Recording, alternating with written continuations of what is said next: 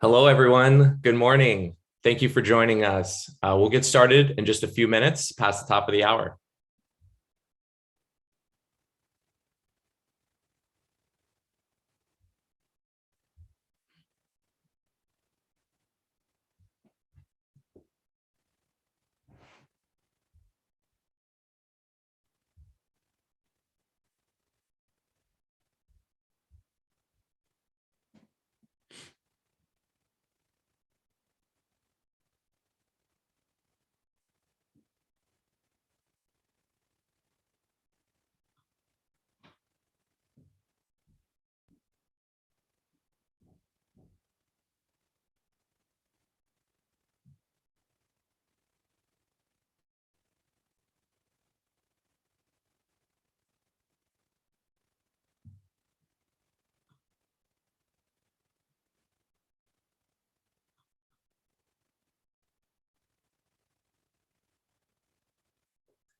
Good morning, everyone. We're going to give it another minute or so, but in the meantime, if you'd like to put where you're calling in from, go ahead and do that in the chat.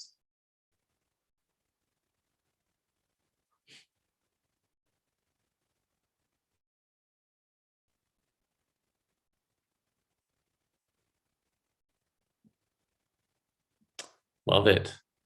A little bit of all over. Any international folks here? I know it's kind of late, maybe in the UK, but anyone international? All right, maybe it'll trickle in a little bit. Let's go ahead and get started. First off, I'd like to welcome everyone to our virtual panel, Making Moves and Migrating to Figma with Ease. Thank you all for being here this morning. My name is Ryan Pierce. I'm an enterprise account executive here at Figma, based out of San Francisco. Been at Figma a little over 2.5 years and helped some of our largest customers evaluate, migrate, and ultimately onboard to Figma. I'll be your host for today's session. You know, one of the biggest questions I get in my role here at Figma is, how can I migrate my large team to Figma and how long will this take? While I can certainly share stories, anecdotes, and other resources, we find that it's always most valuable to hear from directly those that have already been before you. This is why I'm so excited for today's session.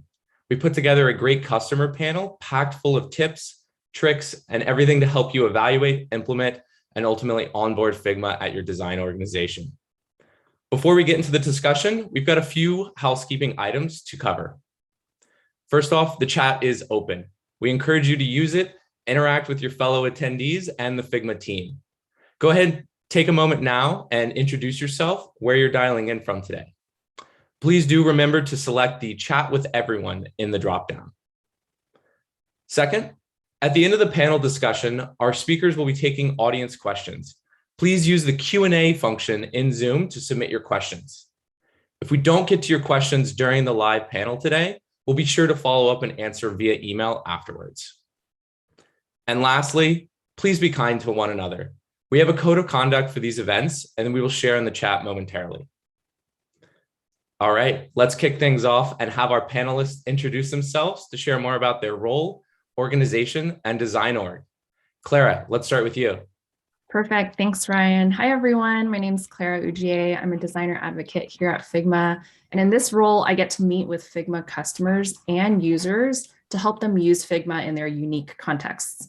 So like Ryan mentioned, one of the most popular questions we get are all around migration. So really looking forward to our panel discussion today. Thanks, Clara. Jackie, over to you. Hi, everyone. My name is Jackie Waller. I'm a UX designer at Costco. Mainly, I'm working on our design system that we're building up in Figma, and I'm excited to be here to talk to you all today. Thank you, Jackie. Mark. Hello, everyone. My name is Mark Rodriguez. I'm the UX manager here at Costco. I work with Jackie Waller as well as a team of about 15 designers at Costco. And we're excited to be joining you today to share any insights that we can impart upon you with our journey in leveraging Figma and the transition to this software. And we're really glad to be here today. Thank you, Mark. Last but not least, Martin. Hi, Martin Hardy from Wells Fargo. For those outside the US, we're a big and friendly bank in the United States. And we have several hundred internal users of Figma doing various kinds of design, as well as lots more using FigJam and being viewers and commenters. My team specifically is in charge of design systems, design frameworks. So we're a much smaller team than that, supporting all these other folks. Awesome. Thank you so much, Martin. I appreciate it. So before we jump into everything, let's kind of set the stage for today's discussion. And I'd like to share a little bit about how we think about a migration here at Figma. First off, when considering a migration to a tool like Figma, your timeline, design system, and org's communication strategy should always be top of mind. It's important to create a realistic timeline that encompasses all phases of the migration, from evaluation to implementation and onboarding. This might also include things like key internal dates, conferences, timeline around planning cycles and sprints, or current license expiration dates. Second, the design system. It's a core part of your team and how you'll scale, and it's important to get a firm hold and how that integrates into the rest of your team. Having a strategy for library refactoring is very important and something we'll dive into with some of our panelists. Finally, communication. How well you communicate with your team throughout the migration journey will impact how smooth and successful this transition can be. Any tooling change announcement shouldn't depart from your normal change management practices already in place today. A lot of teams that we talk to are always more concerned about the technical onboarding and overlook some of these key components, which is why we're going to dig into these with our panelists and discussion topics today. Now, the golden question. How long will it take my organization to migrate to a tool like Figma? Boy, if I could answer this one, it would make my job a lot easier, I'll tell you that. Each organization has a unique migration journey that is shaped by a number of factors, including the size and structure of your design org, your current tool stack, your design system, and whether this is a part-time migration or fully dedicated resources to help with the migration. Today, you'll hear from several organizations about their unique experience, which will give you a better idea of what to expect in this journey and how you can set your org up for success. With that in mind, let's take a look at an example of a 6-month migration journey and what's associated with the phases and key milestones and what those could look like. Always starting with planning, going into a pilot program to test the resources and availability of features and functions in Figma, down to the migration of your design systems, workshops, and onboarding. Here are some examples of some key milestones associated with each phase of that migration, including the pitch to intent to move. This always involves getting executive and leadership buy-in, announcing the move, announcing workshops and enablement resources to help your team get up to speed quickly, and then the ongoing engagement programs and docs to continue thereafter. During today's discussion, our panelists will share more about how they've approached each of these phases and share tips and tricks along the way that they've learned from their personal experience. Now that we've identified these various stages of a migration journey, it's very important to call out key roles that support this process internally. Here at Figma, we've helped identify 3 core roles that make up a migration team. Each of these roles could consist of 1 person or up to 2 or 3. And these are going to be the main point of contact or the subject matter experts in each topic.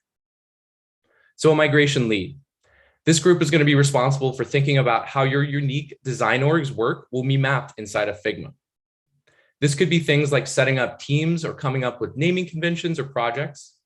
And our panelists have some great insight to share into what they've done to accomplish this.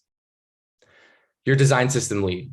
We've got some great panelists here that specifically focus on design systems. And this group is responsible for helping everything around what your structure of your design system looks like, how it will be maintained, and how it will be consumed. Everything involved with that, and we'll certainly talk more about it. Lastly, an engagement lead. This group is responsible for getting the design org into the product with various announcements and onboarding workshops, and they're responsible for really driving the long-term engagement with evergreen resources like documentations, events, and other resources. We really believe the migration touches all corners of a business unit, and these roles become more and more critical and important over time. So to recap, each organization has a unique migration journey. Set yourself up for success by creating a plan that clearly identifies the stages of migration and key milestones to track along the way. Team communications will be an important part of this plan and should resemble your org's change management practices. Create a tiger team with clearly assigned roles to be that internal expert for go-to questions and resources for your team. And of course, take advantage of Figma resources like our panel discussions, the community, weekly demos, and other events that we host. With that, let's turn it over to the panelists to tell us about their migration journey. The first question for today is, what was the catalyst for considering Figma? Martin, we'll start with you. Well, we're always looking at new software and new tools. Any of you that are in a big organization know that there's a lot more looking than there is engagement, because there's usually a lot of steps to onboarding a new tool or even deeply investigating it. But obviously Figma had quite a lot of buzz starting several years ago. We're, always looking at how our processes could improve. And really what started us looking at Figma was the amount of what we were hearing from our colleagues in many other companies. Awesome. Thank you, Martin. Mark, we'd love to hear your insight. Absolutely, thanks. Kind of like what Martin was touching on, there was certainly a growing buzz that we heard within the industry and other designers.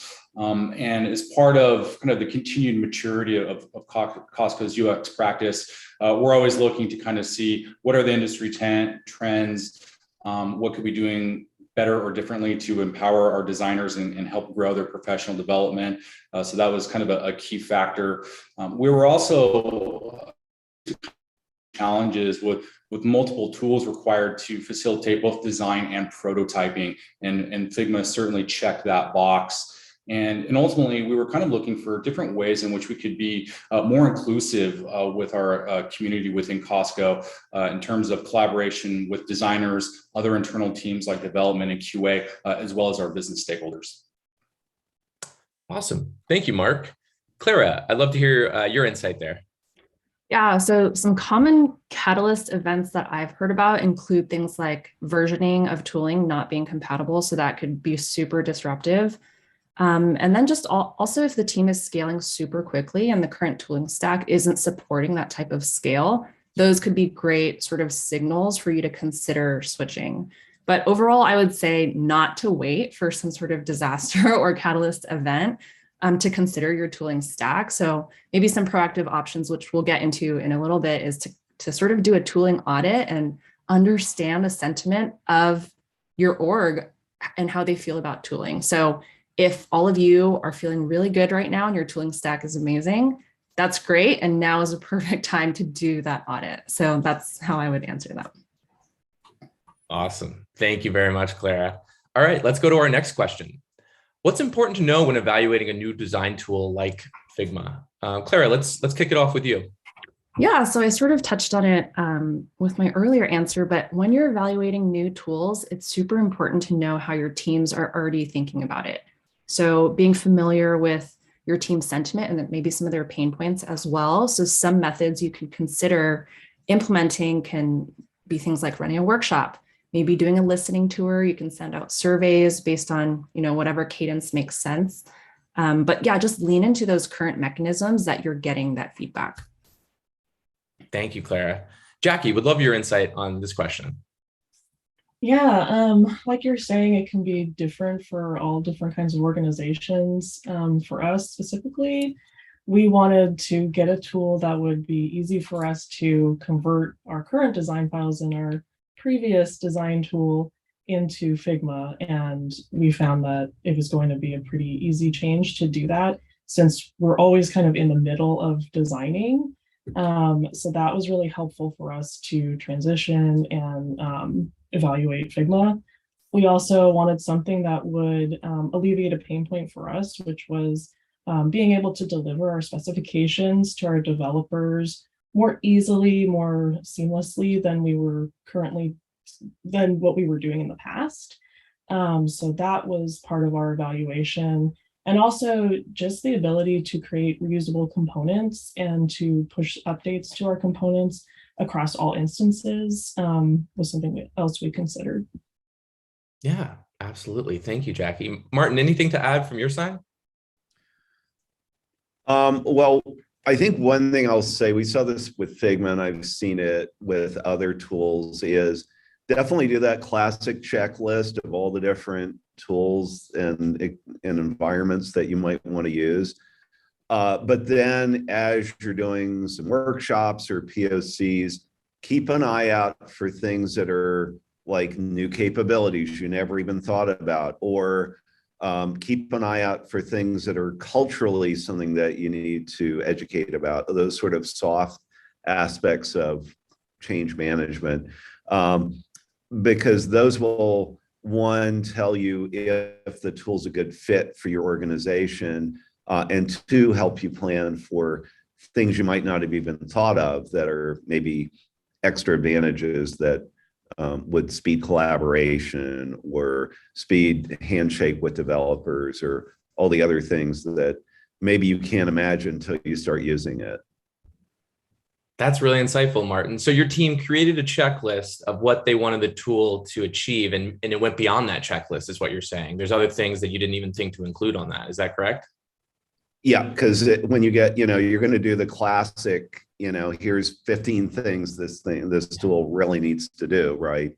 And then as you start using it, you're going to realize, oh, wait, there's more collaboration here than we really understood, or there's like updating of the design system right into the current designs. It's something we didn't really think about as a powerful feature. And I think that's true of any new tool you're looking at, but we certainly saw that with Figma. That's really insightful. Thank you for that. Next question. What are key considerations when building your organization's unique rollout strategy? Mark, let's start with you. Sure. So let's see here. Kind of what Martin touched on as well. We began our journey by really looking at competitors, what they were doing, researching core aspects of the tool and would it meet our particular business needs. We were also considering timeline for how long it might take us to ramp up our designers' knowledge base while supporting existing projects, and then cutting over to support those projects via Figma, internal communications, and getting leadership buy-in, and telling that story about how this tool could better serve our end users and our stakeholders' needs, and ultimately promote collaboration with the teams and improve our speed of delivery as well as the quality of our delivery. So those were key considerations that we kind of keyed in on in terms of storytelling to help sell this and get buy-in to get funding, as well as build excitement within the team about how Figma could help develop and grow our design practice at Costco. Absolutely. That's awesome insight. Martin, would love your perspective on this.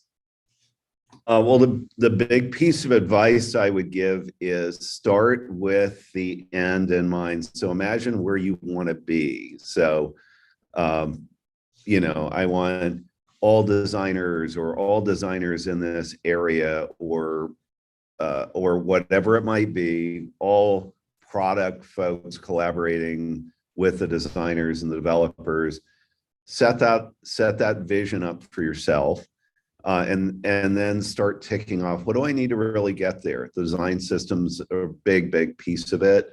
Templating, anything you can do that's going to speed the adoption and smooth the use of people that are using the new tool Figma, or really I kind of use this recipe with anything, will help you. And there are going to be things that in your vision that are going to look like really hard, or you don't know how to do, or questions. But if you've got that list, you can kind of tick through it. And what you also find is if you've got that vision, the teams you're supporting will really help you figure it out and often contribute new cool ideas you wouldn't have thought of.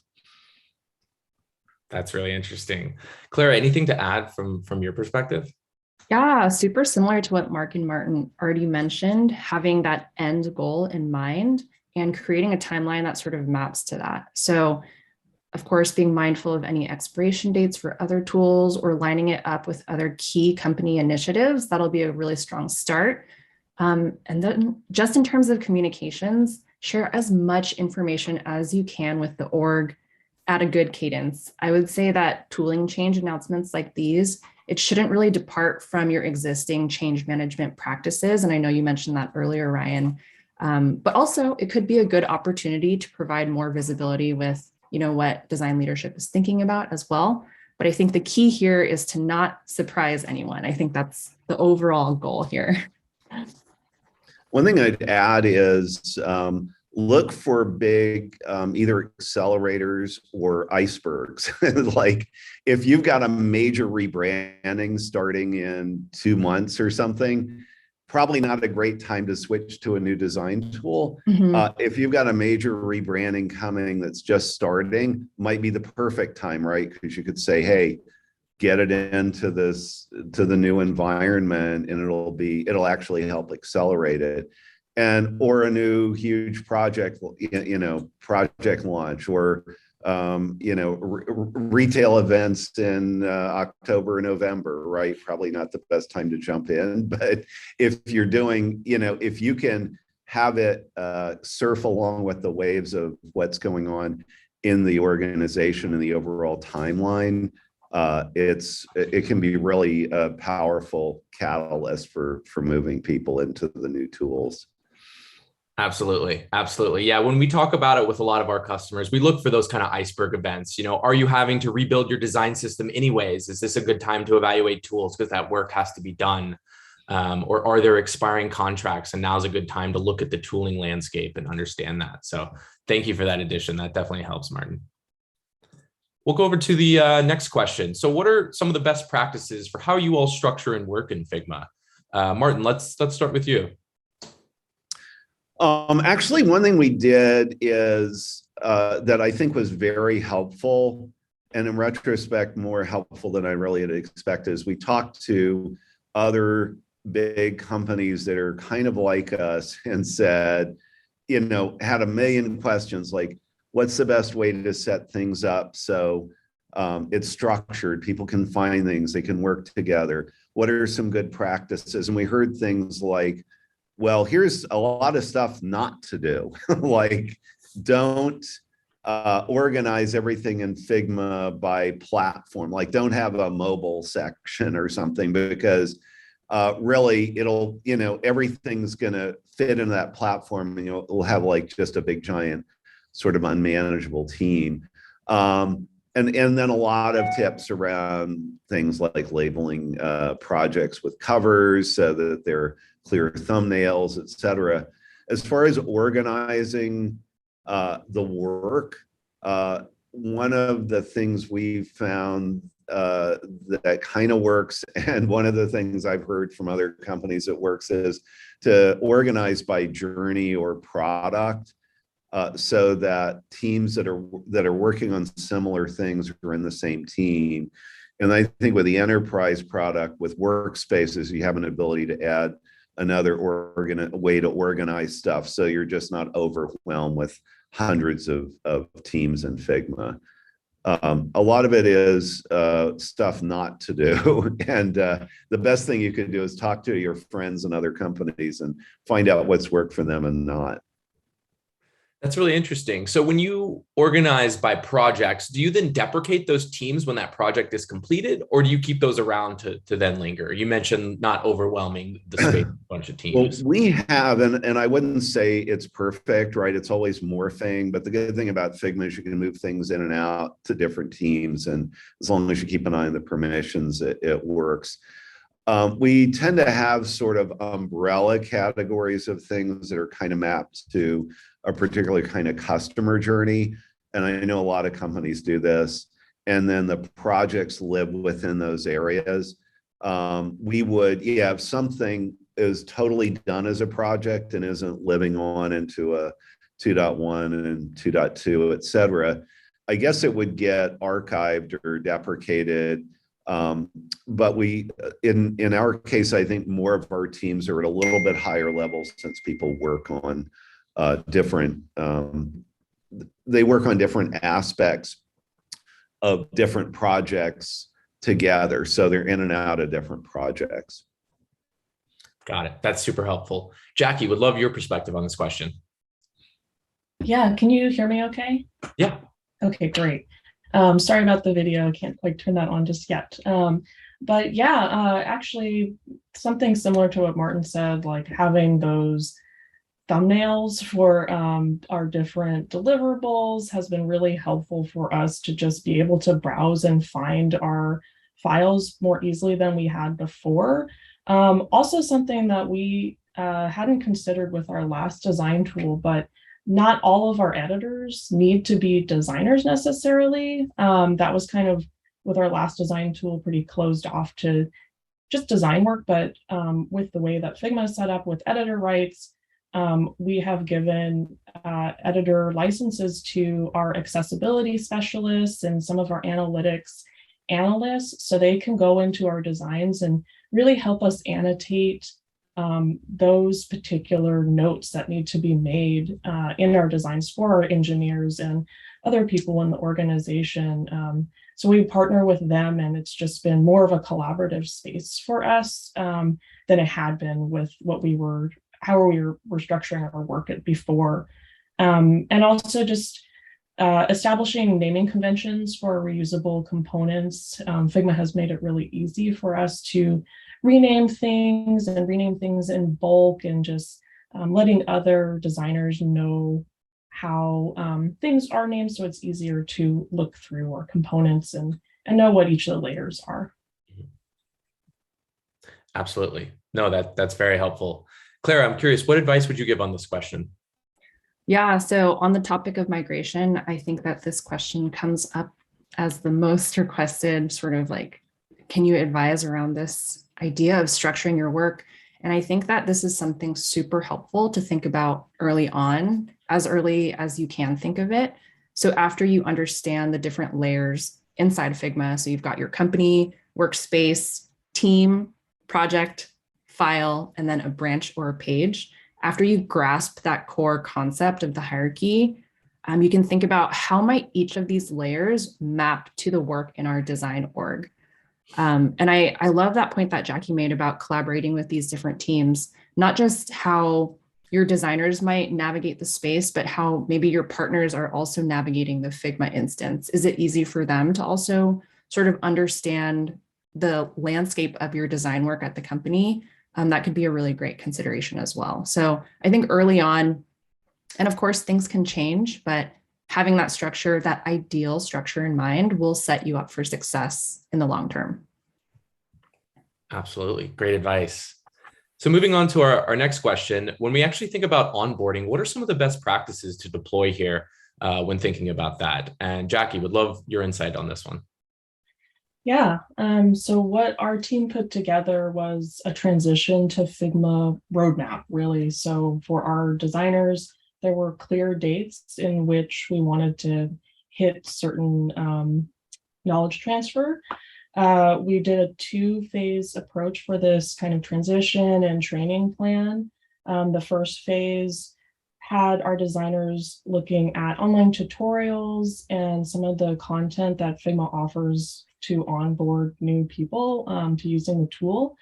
We also had and currently have daily stand-ups, so our whole team could really grow together and ask questions together and know how to use Figma and the tool. And not just the daily stand-ups, but we also have a Google chat room in which people can ask questions to each other to continue to learn. The second phase was designating different team leads and subject matter experts to host kind of working sessions and workshops to learn how to do things like build components or deliver design to developers in the way that we were wanting to do it in our process. And really throughout this kind of transition, just having empathy for everybody who was making this change, because change is hard, especially for some design tools. So just being patient with people and reaching out if people had questions within our team and then other consumers of our files and Figma. Absolutely. Thank you for that. Martin, I know you all did something pretty cool with your team. Would love to hear more about this. Oh, we did a lot of cool things. So you'll have to tell me which one you're thinking of. But really, it's all about building momentum and picking some champions, first of all. So we started with a POC. And that got the people that were really interested in being early adopters familiar with Figma. It also gave us some on-ramp to build the design system elements and really get everything ready to kind of move in. But then the other thing we did once we got that foundation where we had a simple story of, hey, use the design system, here's some templates and examples. Then we did a mix of putting together short videos internally to demo how to say, here's how to build an app screen, here's for developers, here's a 6-minute video on how you should look at a design and how it maps to your framework library that you're using. And then, so with that foundation, then we also started 3 times a week office hours and every other week, just overall topical and migration workshops for folks. And we were able to, be live to answer their questions multiple times a week, but also have something we can point them to. Hey, just go watch this video. This answers your question. And I don't know, were you thinking of other neat things we did that maybe I've forgotten about? I think there was a Star Wars reference. Is that correct? Oh yeah, we do. We do parody songs in we do parody songs sometimes on different topics. And I think for Jonathan, our salesperson at Figma, who's a huge Star Wars fan, we did the Jedi version of American Pie. But then he also suggested we have something called the Figma Jedis, and this was particularly useful in our POC launch, where we kind of designated, okay, you're a Figma Jedi, so you're one of the experts people could go to. And it was sort of just a joke to start with, but people kind of like being a Figma Jedi. So I'd forgotten how that all fit together. So that would, yeah, if you have cool names for people that are really kind of the leaders of it, something like that can make a big difference in having people feel involved. Fun and empathy, 2 key parts, it sounds like. Clara, would love your insight on this one. Yeah, I love that lived on, Martin. Yeah, so a few things come to mind.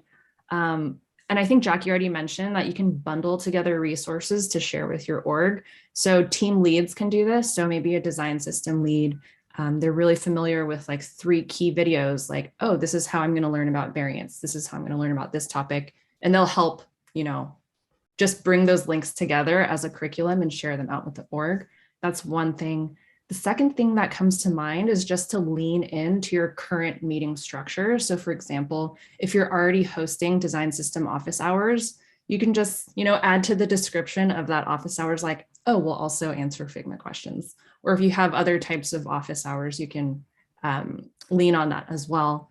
And then the last thing, more as an overarching principle, is not to treat it as a one and done thing, because tooling is this, ongoing, evolving part of your design org. It's nice to frame it in that way. So not thinking, oh, I'll just do 3 onboarding things and then I'll take care of it. Obviously, you're going to have new hires, you're going to scale as well. And so treating it as just like an ongoing education effort, we think can be really valuable as well. Yeah, that's great insight. And obviously, I know Figma is always releasing updates, new features and functions. So having those individuals be top of mind for those new releases to be able to share with the others, I'm sure is crucial for that as well. Absolutely. All right, the $1 million question. If you could go back and hit a restart button to do this all again, what would you do differently? Martin, let's start with you. Well, I struggle with this question a little bit. originally when I saw it because we did a lot of things right looking back. I was surprised that, I mean, it was a lot of work. I'd say the main advice I'd have is plan to really put your life into it if it's your mission to roll out Figma or any new tool. But then the other bit of advice I would give that I think is really helpful is plan to whatever amount of communication and engagement you think is necessary in a big company, like multiply that by 10. It's like at least an order of magnitude more than you would expect because people are heads down working on whatever they're working on. And the other bit of advice I'd give sort of related to that is with that back and forth communication in office hours or whatever you're doing, listen as much as you're communicating, because a lot of times you'll find people's questions are the best education about how you need to maybe pivot a little bit or do a course correction on how you're rolling out things or how you're talking about them.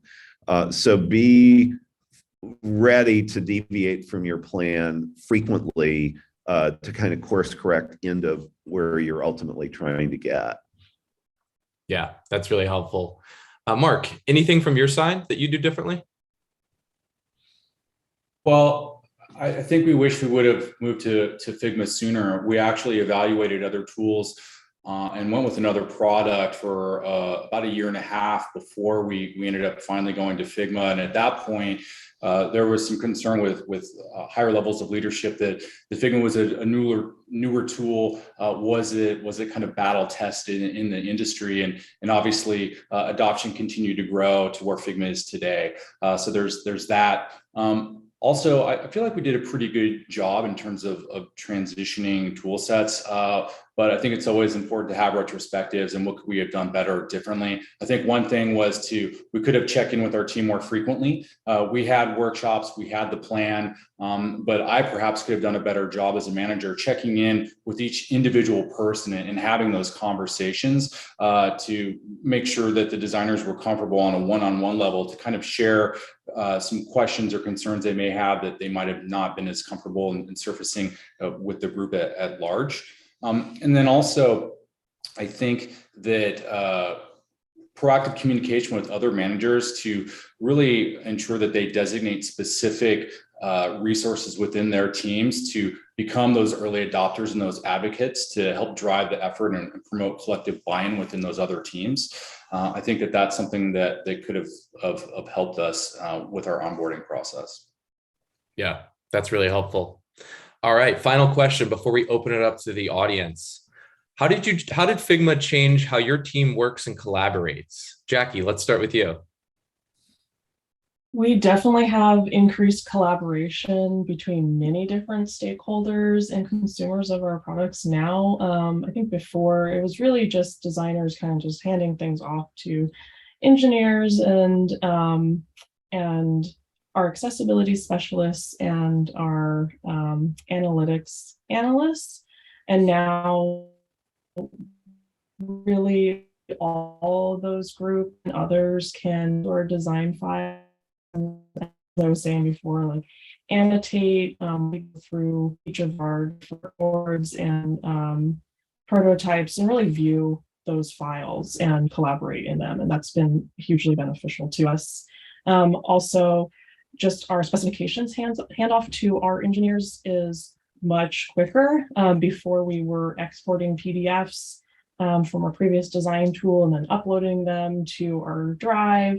And now if we need to make a change in the design, it's very quick and our engineers can go see that like automatically. So that's been great.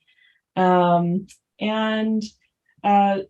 kind of a shift that's happened for our team since we've moved to Figma and have been continuing to build up our design system, which is newer for us, is some of our designers are more dedicated to building up the design system now, while other designers are working on our products. And it's been great to be in the same team to collaborate together as we build those two areas up. So that's how things have changed for us since using Figma. That's awesome. Thank you, Jackie. Martin, would love to hear your insights on this. Everything Jackie said, and An interesting effect, and I think this is true of any new tool, but we definitely saw it in Figma, is also be aware of people who haven't quite understood the new paradigm. So they may be thinking, oh, it should take 20 steps for me to prep something to work with my quote handoff to my developers. And if you have a tool that's really fluid where the developer can just get in there, you can do a jam session with them and cut out like a ton of things that you normally would have to archive it and upload it, blah, blah, blah, right? So a lot of it is always be constantly pushing to look for new, faster ways of doing things, because you'll probably find them. And maybe the counterpoint to that is if you're in a big company, there's some like implementation groups or accessibility reviewers or others who may work one way and be very formal, handoff, document every little thing in a snapshotted version of what I've got. And you might, in the same company, have other groups. There's like, oh, we'll just get in there and build it and figure it out. And then you can, make sure what's in the design itself reflects what what goes live. And a lot of those ways work. So having a tool that can work either way is really good. And then you've got to make sure you understand the requirements to the different groups and hopefully get them together so they're starting to follow similar methodologies in design and development. But that might be a holy grail. Absolutely. No, that's great insight. And then last but not least, Clara, I would love your perspective on this. Yeah, so this question reminds me of how any tooling change, not just with Figma, any tool requires a change in how we think. And so the models that we perhaps were using in previous tools, they're not always going to map. And sort of as, I guess, tangential advice, don't try to just map your current process onto this new tool because it might not always align. But back to the question, I think the most exciting feedback we get is hearing how non-designers are more involved in the design process. And I think that really aligns with Figma's mission of opening up design as a discipline to be accessible to all roles and having them all be involved. And so I would say, and sort of end off this question with that. That's great feedback. I appreciate that. All right, we've got a couple questions that have come in from the audience. Some are specific to each of you, so I'll call you out. The first question is for Martin. How did you approach executive buy-in and the approval process? Well, let's see. We had so one thing is to figure out in your company who are your, do a little bit of a stakeholder analysis. In our case, we had a head of design that was super enthusiastic.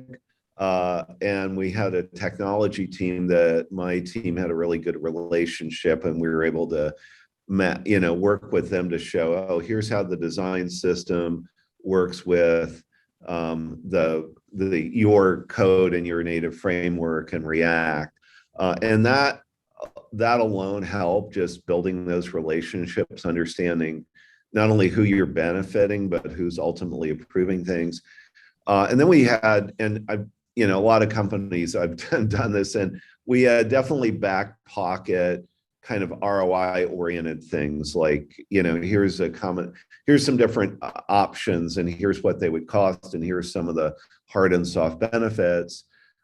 It turns out, I think the emotional appeal is, and the sort of common sense of what this tool does and how it works is as important as that ROI type data. But having that in the background shows at least you've done your homework. So I think getting your main stakeholders at an executive level bought in with either it makes life better for designers or more consistent design, or it's going to save N% in productivity for the overhead that normally designers and developers feel. All those things together in an overview are good, again, for any tool, but particularly fit for Figma. Yeah, absolutely. And I know when we met earlier, you mentioned this FOMO concept. Can you talk a little bit about that, if you don't mind? Well, you were, yeah, and I think you brought that up too. So we're always, the fear of missing out in anything in life is a very strong motivator, particularly it seems like more and more. And there is a lot of momentum, whether, with Figma. And we did find that people that originally weren't that interested, the more they talk to their friends that run similar organizations and other companies or agencies or whatever, and heard about Figma, their interest was more and more piqued, I'll say. So there is that aspect again with any tool, but it certainly was, Figma's had clearly a lot of momentum, and that buzz around it makes a difference. And people hear the buzz and they want to be part of it. Absolutely. Thank you for elaborating. Next question is for Jackie from Natasha. How are the files easily converted? We're looking to transition and currently work in just about every other design program. Yeah, well, we would import our designs from Sketch or our design tool into Figma. And there was some things we did have to change. So we found some tutorials on how to kind of like bulk change our components and make new components out of what we had from our previous design files. And really what we did was we had those subject matter experts on our teams who went through that process first to try and teach the other designers on our team how to convert those files most easily into Figma. So it was really like importing them in and then having these little tools and tricks that our SMEs learn to help others convert, like mostly components into components or update them into components. Yeah, that's awesome. Thank you. The next question's for Martin and Mark. Mark, we'll start with you. How do you communicate to the stakeholders outside the design team what the final deliverables are? Is there any specific file structure or project structure that is most efficient? Well, we set up like a template starter file that really has helped our internal team members leverage that tool. We've also kind of used that as a means of helping to educate our stakeholders as well as to how the tool works. We quickly realized, though, that we needed to cater our message or provide assistance in ways for our stakeholders to consume it that's different from our designers, because most of our stakeholders are not designers. And so we set out to identify through informal conversation and some high-level surveys like, hey, what would you like to know about Figma? What are some of the pain points that you have in terms of learning this? How can we help you? And kind of let that help us build kind of a frequently asked questions or kind of allow for stakeholders to kind of self-serve and understand how to ramp up on the basics of leveraging Figma. The good news is I'm continually impressed by the community that Figma has in terms of being able to access information directly through the tool itself or online tutorials, or actually from individuals such as yourself that have helped us onboard. But I think really kind of that frequently asked questions document and being able to share that within the organization, as well as being able to reach out directly with people and provide that support has been really helpful. I've been on calls where designers have been doing stakeholder reviews, and I picked up on a few questions where a stakeholder may not have understood how to access something or review a layer. And I've quickly reached out to them myself or had the designers follow up with them to help them out. So that's kind of the approach that we've taken thus far that's worked pretty well. That's awesome. Thank you, Mark. Martin, any insight from you? Happy to repeat the question. Yeah, those are all great tips. I'd say understand how the development teams are working. As I mentioned, we've got a lot of different models internally.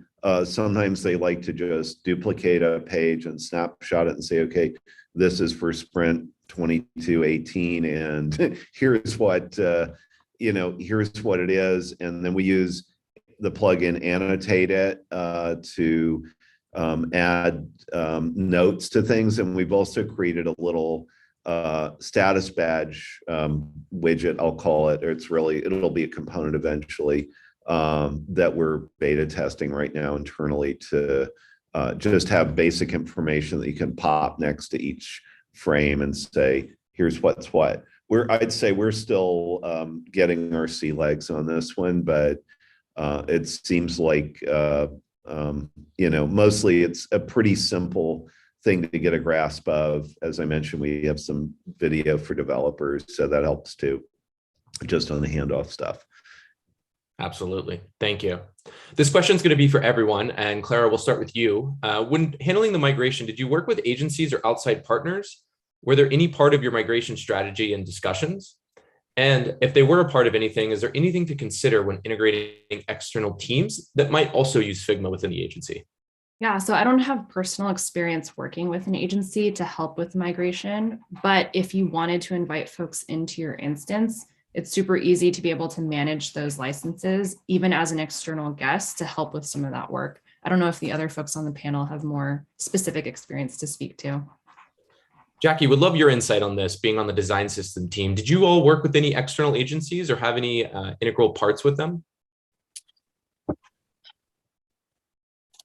That is a great question. And I may lean on Mark a little bit more on that because I am somewhat newer to the design system team.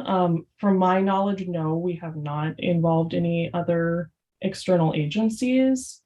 I don't know if in the past we did before I became part of the design system group. Yeah, Jackie, I can jump in on that. The answer to that is no. It's all been DIY internally. I will say that we have collaborated with other consulting teams that have been added as teams or requested licenses, and the ability as an admin to go into Figma to create an instance for a team and to grant licensing and different levels of permission, either as an editor or a viewer or viewer restricted, has been really helpful. The ability to kind of manage and maintain your licenses has been really helpful. So while we haven't directly worked with outside agencies with our onboarding process, we have worked with them kind of on specific projects on and off basis as people have been rolling on or off particular projects or efforts that are in flight within the company. Very helpful. Martin, anything from your side to add? We did most of the design system work ourselves, but influenced by some agency work. So we basically brought in their ideas and kind of layered them into the fundamentals of the system. We do work with agencies a fair amount. And I'd say one thing to really think about is Figma is set up to be able to invite others in or have them invite you into your work. If depending on what kind of business you're in, like if you're in something that's regulated or where you don't want a lot of users in there, like healthcare or financial services, it's important to figure out the security aspects of it. So it might be in your company, if you're really locked down, they need to go in through, have an account as an entity within your organization and just join your Figma as with an account with your email, for instance, to take an extreme. And in other cases, companies can just invite people in or allow them to collaborate back and forth. Yeah, there are a few tips depending on how locked down things are in your world, in your particular company. Absolutely. And I know one of our designer advocates, Louis, just dropped in the chat a video from IKEA about how they worked with a design agency, Work & Co, on their design system. So if any panelists are interested, definitely grab that link to watch that video. A couple more questions. This is going to be for Jackie, Mark, and Martin. Let's start with you, Martin. How do you manage legacy assets and projects in alternate design tools? Oh wow, that's I was making note of this IKEA thing. I'm gonna definitely take a look at that. We've done so. One of the things, we're lucky in that we're moving to a more unified design system, even for in all our areas. So we basically, again, one of the things I find is helpful, even if it's a little reductionist, is to have simple things you can tell people. So, one of the things we tell them is, if you're doing anything new, use the new design system. For legacy things, we've migrated some of the kits into Figma and put a skull and crossbones as the is a little avatar for them, to make it clear that we really don't want you to use that.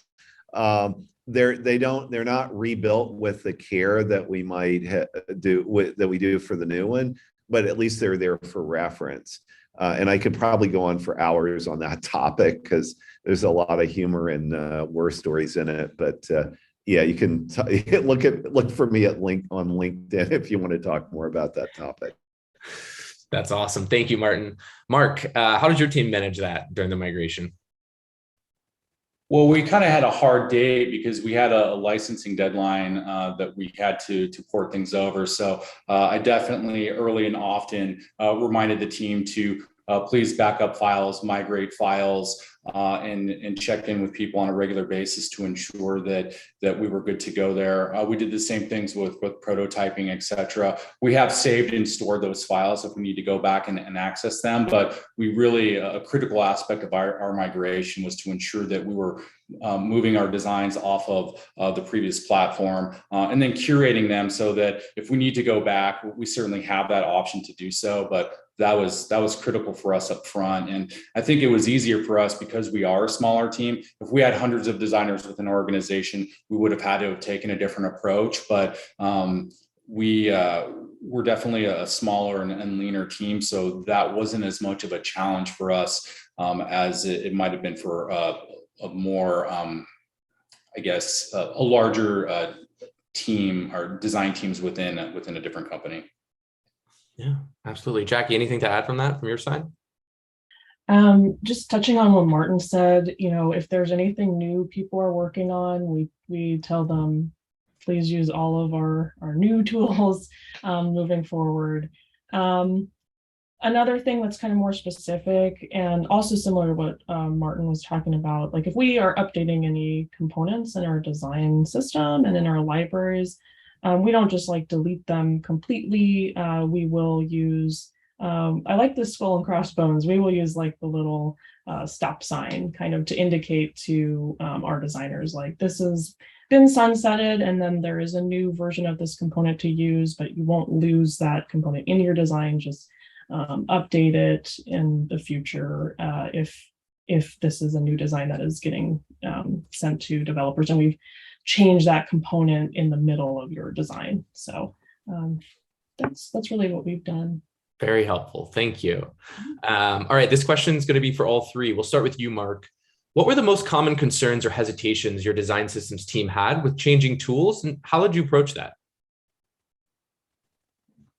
I think it always comes back to empathy, listening and understanding the concerns that your designers may have. We all face timelines and deadlines to meet deliverables and just really being very clear with that roadmap and making sure that everyone's viewpoints have been listened to, heard, and captured and baked into that roadmap to try to anticipate as well as possible some issues or challenges that you may have. There's always kind of unforeseen bumps in the road with migrations of any tool, but I think what's important again is to listen, to understand, to capture those. And then I've also made an effort, as well as other subject matter experts, to kind of circle back and say, hey, this is the feedback that we heard. These are the specific actions or steps that we took to resolve that. Does this work for you? Do we need to make additional changes to make sure that you feel comfortable? And that type of communication throughout the journey was really helpful in helping us get to where we are today. Awesome. Thank you. Martin, anything to add from your side before we wrap up? Well, one of the big challenges, I mean, this is just something you have to deal with in any transition of anything, is you're going to have in-flight projects and sort of bone-crushing deadlines that need to get done in whatever tool you're in at the moment. And so migrating in takes special dedication where ideally, if you can have people that are mostly dedicated to setting up the new design system in Figma, and people also on the team that have one foot in both worlds of whatever you're using to do the current work. That's ideal because then they know the system, they understand all the needs, and then they can migrate. They can help advise on the migration. Absolutely. Thank you so much. And for those that we didn't get to the questions, we will follow up with answers shortly after. This has been an incredible discussion. I'd like to thank you all for joining us. I know I personally learned a lot and hope each of you can come away with something that you can take back and share with your teams. I'd also like to thank our fantastic panelists, Clara, Martin, Mark, and Jackie. Thank you so much. This has been amazing to hear your tips and tricks about migrating. If our attendees are interested in connecting with any of you, how can they get in touch? Martin, we'll start with you. I'm on LinkedIn and just look my name up. I think I'm probably the only Martin Hardy there, or it'll be obvious which one it is. So yeah, feel free to send me messages and I'll try to answer as soon as I can. Awesome. Mark and Jackie? LinkedIn, I have a profile there as well, Mark Rodriguez at Costco Wholesale. And that's the best way to get hold of me. And probably the same goes for Jackie as well. But Jackie, any other suggestions on that front? Yeah, LinkedIn is great. You can find me under Jacqueline Waller. Awesome. Thank you so much. Before we go, we'd love to get your feedback. We've shared a link to a survey in the chat, and we'd really appreciate it if you could take a moment to share your thoughts so we can make future events like these sessions even better for the next one. That's all we have for today. We will follow up with additional resources, including a recording of this session by the end of this week. Feel free to follow up with your point of contact at Figma as well if you have any specific questions. But thank you again for your time and hope you all have a great rest of your day. Thanks Thank you. all. Have a good one.